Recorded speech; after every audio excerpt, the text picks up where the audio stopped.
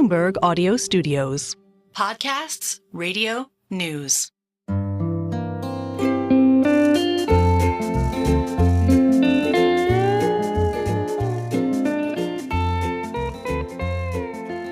Hello and welcome to another episode of the Odd Lots podcast. I'm Tracy Alloway. And I'm Joe Weisenthal. So, Joe, this is an emergency episode of Odd Lots. Anyone waking up on Tuesday morning would have seen the very, very dramatic news coming out of Baltimore. I slept in today, and now I'm never going to make that mistake again, because then I walked into the office and I literally asked Tracy, is there some sort of huge port disaster? And so, yes. And I thought you were trolling me initially, but it turned out you hadn't actually seen the news. So what happened this morning? We are recording on March 26th, and a container ship called Dali crashed into the Francis Scott Key Bridge in Baltimore. This is the Key Bridge in many senses of the word. It is a vital commuter lane, and it is just outside the Port of Baltimore, which means ships go under it in order to get in and out of the port. What we know so far about the ship is it was a Singaporean flag ship. It was chartered to Maersk, the shipping giant, and it's kind of reminiscent a little bit of what happened in March 2022 in the Chesapeake Bay with the Ever Forward, but it seems like the results of this are much more dramatic. So the bridge is entirely collapsed. As we are recording this, the search and rescue mission is still underway. They are still looking for survivors of this tragedy. So clearly a loss of life there. But Joe, this opens up a whole bunch of questions about how exactly this happened, what it means for shipping and freight, what it means for the wider economy. Let's jump right into it. All right. We're going to be speaking with one of our favorite Odd Lots guests. We're speaking with Sal Mercogliano, professor at Campbell University and the host of the What Is Going On with Shipping show on YouTube. Sal, you've become the person that everyone calls whenever there's a maritime disaster, it seems. It does. And unfortunately, that phone rings a little too often some days. Why don't we just start with, as of right now, the basics of what you understand happened? Yeah, so Dali was just finishing up an East Coast run. It hit a couple of East Coast ports. It was leaving the Port of Baltimore, heading down to the Panama Canal, and was heading over to Sri Lanka, to the Port of Colombo. The ship is owned by a company out of Singapore, which is not unusual, and it's actually leased and operated for Maersk Lines. The ship had on board two Maryland pilots, Chesapeake Bay pilots. The ship was doing as it normally would do. A ship just before it had come off the Seagrid terminal. This is the terminal, container terminal, just outside of Baltimore, but it's inside the harbor there.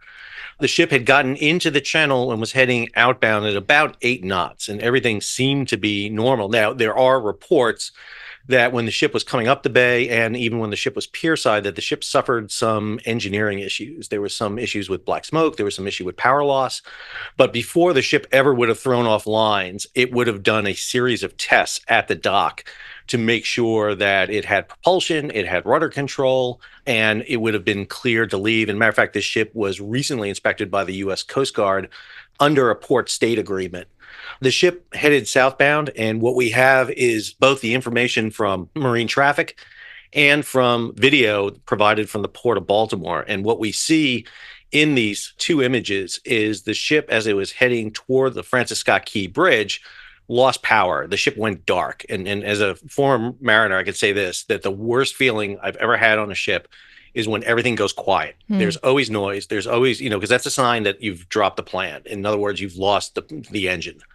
And silence is deadly. It just means everything has gone wrong. Now you have a 100,000-ton ship at 8 knots, roughly about 10 miles an hour, with no control.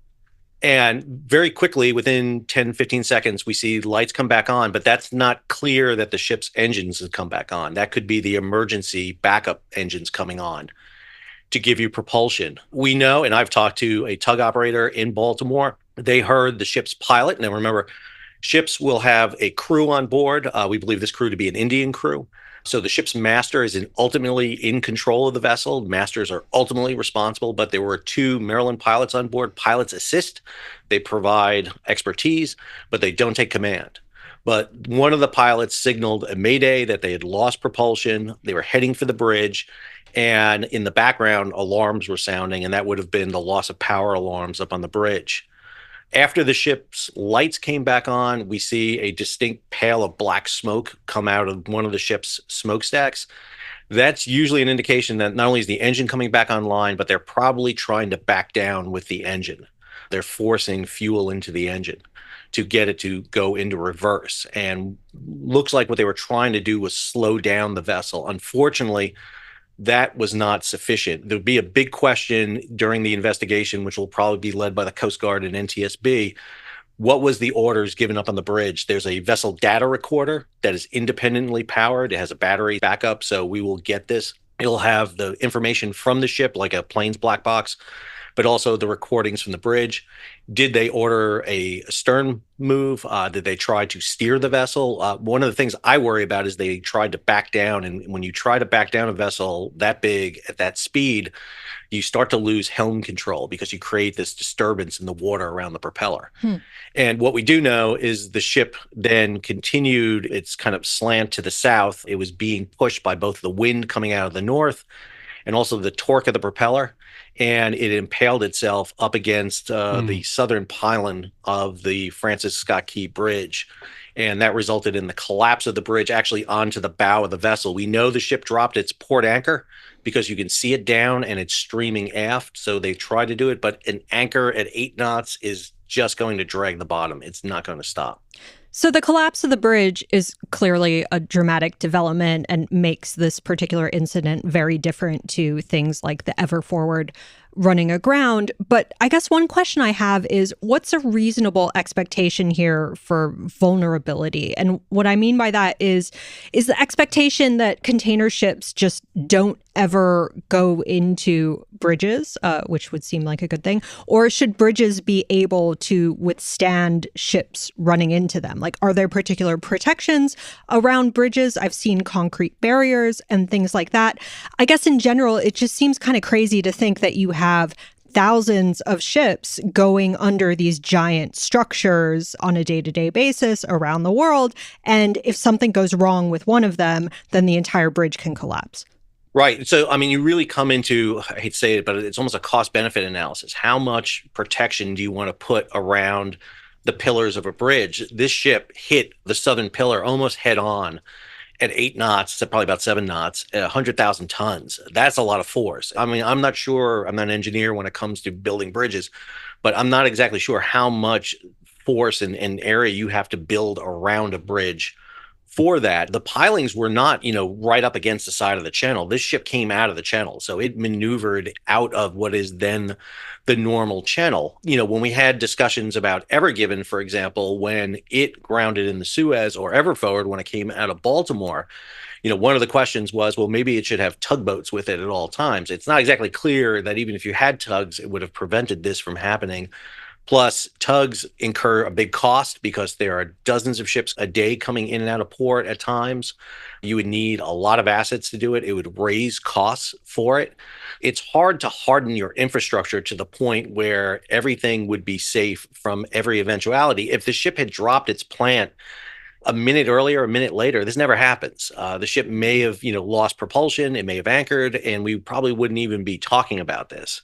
But because it happened at this key moment, and one of the things we have talked about in the past is one of the things we've done with global shipping is not just increase the volume of cargo that's moving around the world, but the velocity of it.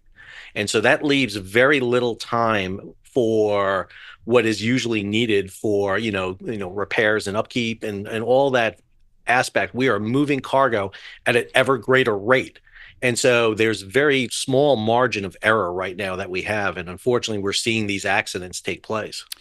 When you think in your mental encyclopedia about past disasters, obviously our mind goes to the Ever Forward because it was in Baltimore. But are there other incidents that this reminds you of?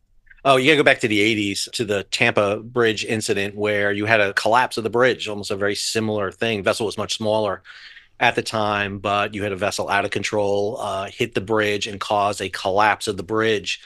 In Tampa, we saw it in San Francisco in the early 2010s where we had a hit, but that was a glancing hit up against the pilings, didn't really get to the bridge structure. Where we've seen it more than anything else is actually in coastal waters, in inland waters, where we've seen this on the Mississippi and the Ohio River, where we've seen these incidents take place.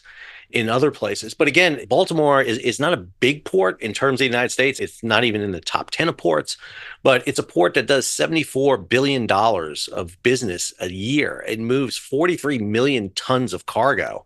So there's a lot of cargo moving in and out. And we've talked about the idea about infrastructure and how much we need to kind of improve infrastructure. One of the limitations on the Port of Baltimore has been the Francis Scott Key Bridge because of its height and the nature of the bridge. So, we don't unfortunately spend enough on hardening and improving our infrastructure, especially in the maritime environment.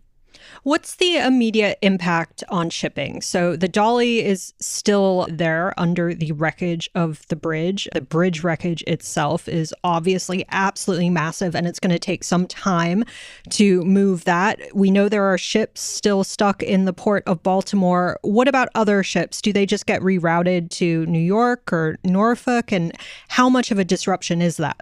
Yeah, so Port of Baltimore will be closed for the foreseeable future. Even once Dali is removed from it, you got to remove the entire structure of the bridge from the main shipping channel. So it is effectively closed. So whoever's in Baltimore is staying in Baltimore.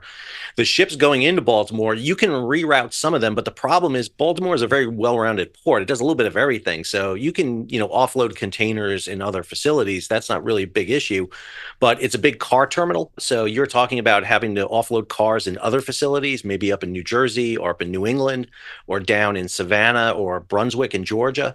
But then you're going to have to move those cars up to the region of Baltimore. The biggest issue here is going to be the export of coal. Baltimore is a major port for export of coal, and it's not like you can just move the coal to another facility because you need specialized facilities for that, and the facilities that do exist are largely at capacity. So this is going to be a big problem. If you look at imagery of marine traffic or any of the other AIS, you'll see just south of the Bay Bridge a fleet of vessels waiting to get into Baltimore, and then another one larger down to Chesapeake. So this shutting down of the Port of Baltimore is going to have a major impact on the transportation of energy out of the United States, in this case, coal. So I remember when we talked about the situation in the Suez several years ago, this idea of specialized local captains or pilots who would just be on the ship for that one part, navigating the canal, and then they would get off, and then the normal crew would take over. Is it the same situation when you said, okay, that there was, I think, did you say pilot, or what is the role? There was someone from Maryland. Is it the same sort of thing where in that specific area, there will be people on the ship who just know how to navigate that thing, and then they get out after the ship leaves the water? Exactly. You would have 2 Chesapeake Bay pilots on board. We know there was 2 on there. So they would provide that expertise for the area. They would actually, you would have a docking pilot who would undock the vessel. The docking pilot would probably get back off the vessel once it's off the berth. And then the 2 Bay pilots would stay on board until the vessel sailed out of Hampton Roads through Chesapeake Bay. To come out, they know the lay of the land. But if you remember what happened with Everforward, the incident that was later determined to have caused the grounding was the one pilot who was on board at the time was distracted, was on his computer and missed a key turn. It's not, I would argue that we don't see an issue here with pilot at all. This doesn't seem to be a pilot error. It doesn't even seem to be a maneuvering error here. Again, we could talk about judgment later on about whether or not they should have gone in the stern if that's what they did. But this seems to be a mechanical issue that has been the issue that plagued the vessel. And again, a pilot wouldn't really know this coming on board. This is the ship's crew knowing what is the status of their vessel, both mechanically and the ability of it to sail.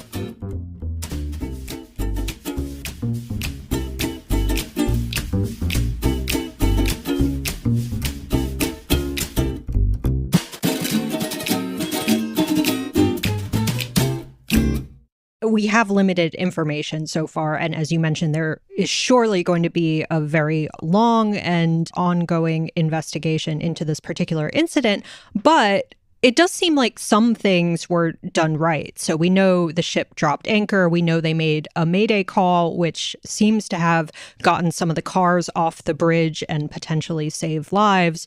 But how do you sort of stack up the actions of the ship from what we know so far, or the crew?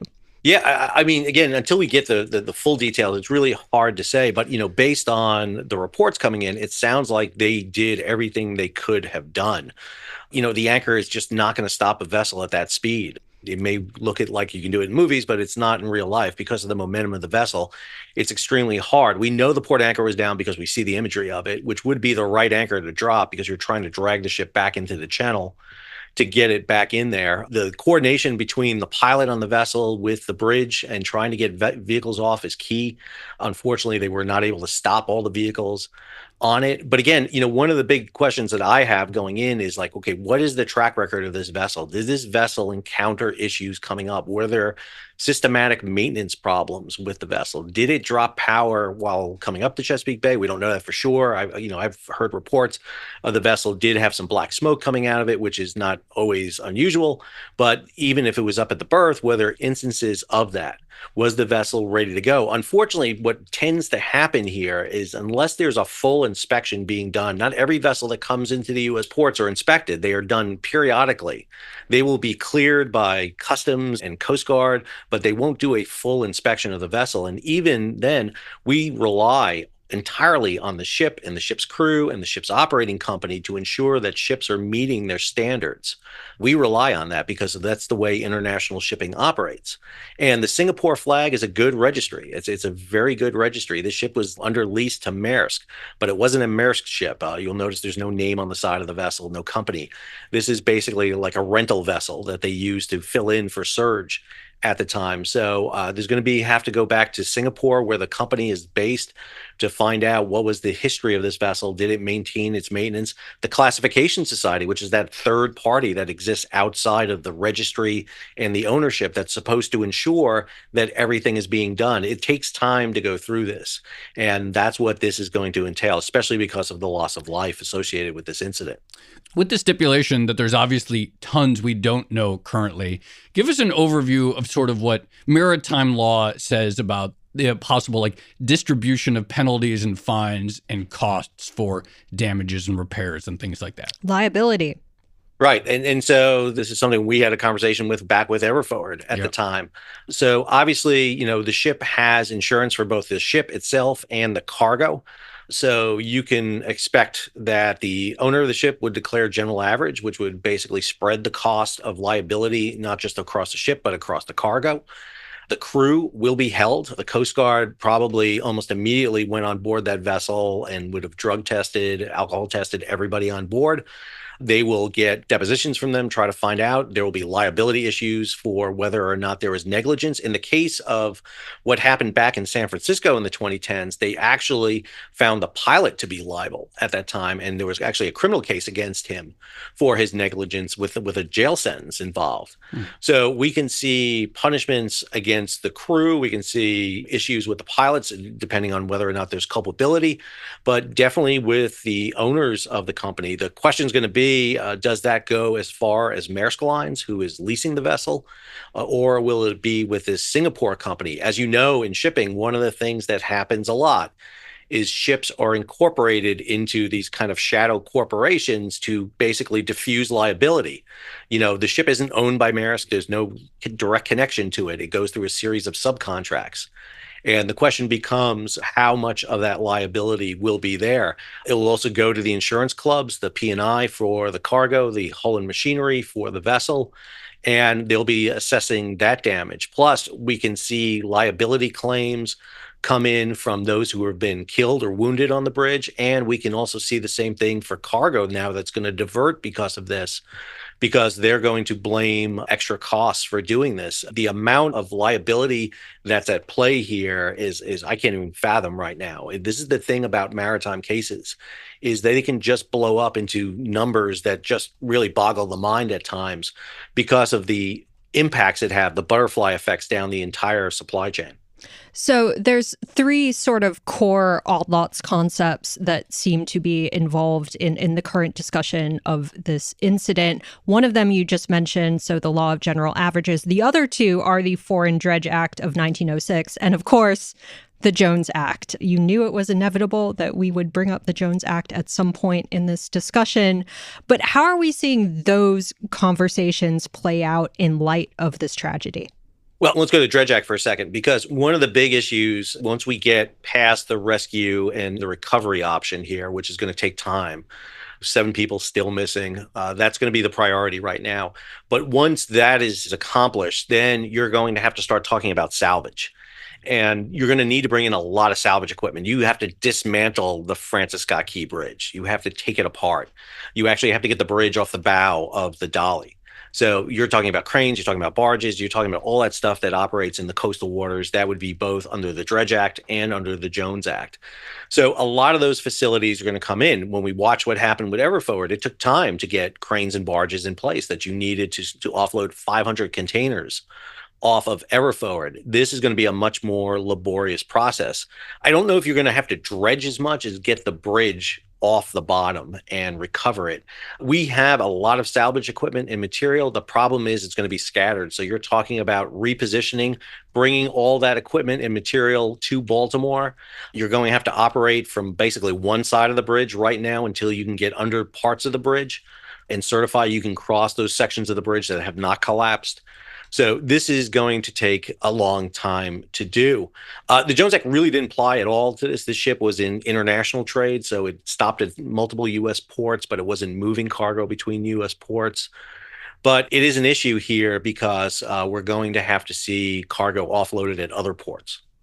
Would you expect it to revive a debate over the Jones Act? Because I think I saw some commentary to that effect, people talking about how it's a good thing that the Jones Act requires shipping on inland waterways to be done with U.S. registered vessels, because otherwise there are safety issues such as the one we just saw. And I'm not necessarily agreeing with that statement, but certainly that's a sentiment that we have seen, at least on Twitter, in less than 24 hours after this incident occurred.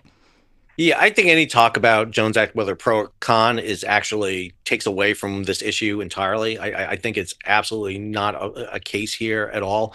This is a ship in international trade. Whether you repealed the Jones Act and didn't have it, it wouldn't have a case here at all. This ship is a ship that operates in international trade, and you can have mechanical issues on whether it's a Singapore flag vessel or a U.S. flag vessel. And the big issue here is what was done to ensure that this ship was meeting its criteria. Whether it's Jones Act or a foreign flag vessel, you would have port state control, you would have a classification agency, you would have all those elements that are there. I mean, it's not clear at all if there's an American flag vessel with an American crew that you don't have this accident. Anyone can have an accident. Again, this goes back to a larger issue, I would say, that this takes away from, which is our investment in our maritime infrastructure. We talk about spending trillions of dollars of infrastructure money in the United States, but very little of that is going to ports. And that means that, one of the things that we could talk about here is, what sort of monitoring are we doing for vessels coming in and out of ports? Are we requiring them to provide the maintenance records of their engines so that we can do better port state control? We are overtasking the U.S. Coast Guard, which has 11 missions. It identifies 11 missions is the key of the Coast Guard. And one of them is inspecting foreign vessels to ensure that they're safe and operating in our waters. And when you task an organization smaller than the police department of New York to do this in ports around the United States, you tend to push the extremes. And so I think we need to be talking about elements of infrastructure. And you're going to see that play out when we start talking about the salvage of the port and salvage of the bridge and the vessel. That's a big issue. Unfortunately, we do not have the salvage assets that we probably need invested in our ports. Even the Navy doesn't have these vessels anymore. They're building new ones, but they're not near completion. I've seen the bridge originally took, because we're talking about freight, but obviously this is going to be a traffic nightmare for the citizens of Baltimore and the cities around that. The Francis Scott Key Bridge took 5 years to build from 1972 to 1977. And I've seen estimates, I've seen 60 million. I've also seen 110 million. Given, it's difficult, we have a difficult time in this country now building big infrastructure projects. Could we do it faster? In your view, is there a way to make it so that it doesn't take 5 years and billions of dollars, or is this going to be extraordinarily difficult for rebuilding the bridge? Oh, and can we do it higher too, given that the height of the bridge seems to have been an issue for the port previously? The big thing is you don't have a plan for a bridge standing by. So, I mean, you got to design this. Whatever you're going to replace it with, you're going to have to design it from scratch, because no one was planning, I think, on replacing a bridge that went in service on, of all days, March 23rd of 1977. It's almost 47 years ago to the date. So you're going to have to design a new bridge. You're right. You're going to have to design it so that the Port of Baltimore now can handle larger vessels. So you're going to talk about a higher bridge. It was interesting when we saw the fire that closed sections of I-95, we saw very quickly work done to open that bridge up very quickly. You got a little 2-lane section and then expand it out. So we can commit to it and provide it, but this is going to be a big infrastructure element right here because you're going to need obviously steel and design work being done. The salvage work will take time. It can be done faster probably than when it was originally built. But again, who's going to be paying for this right off the initial element? We know the state of Maryland has declared a state of emergency. FEMA's on scene. So we'll see federal assistance. This is in technically not in Maryland waters. It's U.S. waters because the U.S. controls the waterway. So it's a federal issue for clearing this up. So it's going to have to be a large commitment. So I envision seeing Congress, when it gets back, hopefully do an emergency appropriation to start the process of designing the bridge and starting that work to get it done. But this is going to be years until you see a new bridge coming across. I think it's going to be weeks, if not at least a month or two, before you clear the debris out of the river to fully open up the Port of Baltimore. You may be able to get part of it open quickly, but it's going to take time to clear all that material. All right, Sal Mercogliano, thank you so much for making the time to come on Odd Lots. That was a fantastic overview of what is clearly an ongoing situation. And if anyone's interested, definitely go check out Sal's YouTube show, What is Going On with Shipping. Sal, thank you so much. Thanks for having me, Tracy and Jeff.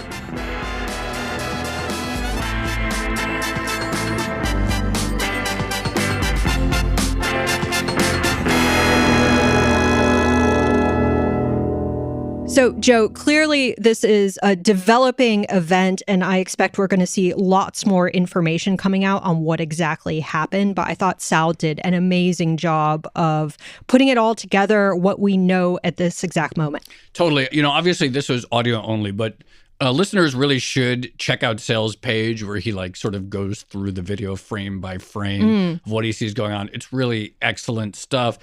It's interesting, obviously the first question many people will have will be about economic effects beyond these sort of immediate human disaster. It's interesting, this idea that Baltimore isn't that big, but there are certain areas of specialty. Yeah. He mentioned coal exports, he mentioned car imports, and the sort of non-fungibility of those supply chains. So yes, maybe they could be dropped off elsewhere, but the infrastructure is not designed for that cargo. So that'll be an interesting thing to watch. Yeah, I also thought it was interesting the point about maybe making the next bridge when that actually happens, and it seems like it'll be a very, very long time, but making that one higher to handle the very, very large ships that we have nowadays. Shall we leave it there? Let's leave it there. All right. This has been another episode of the Odd Lots podcast. I'm Tracy Alloway. You can follow me at Tracy Alloway. And I'm Joe Weisenthal. You can follow me at The Stalwart. Follow our guest, Sal Mercogliano. He's at Mercogliano S. Follow our producers, Carmen Rodriguez at Carmen Arman, Dashiell Bennett at Dashbot, and Cale Brooks at Cale Brooks. Thank you to our producer, Moses Andam. And for more Odd Lots content, go to Bloomberg.com/oddlots, where we have transcripts, a blog, and a newsletter.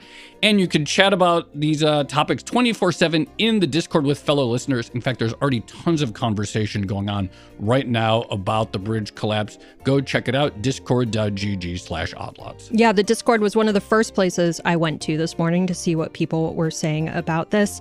And if you enjoy Odd Lots, if you appreciate when we do these emergency episodes about developing news, then please leave us a positive review on your favorite podcast platform. And remember, if you are a Bloomberg subscriber, you can listen to all of our episodes absolutely ad-free. All you need to do is connect your Bloomberg subscription with Apple Podcasts. Thanks for listening.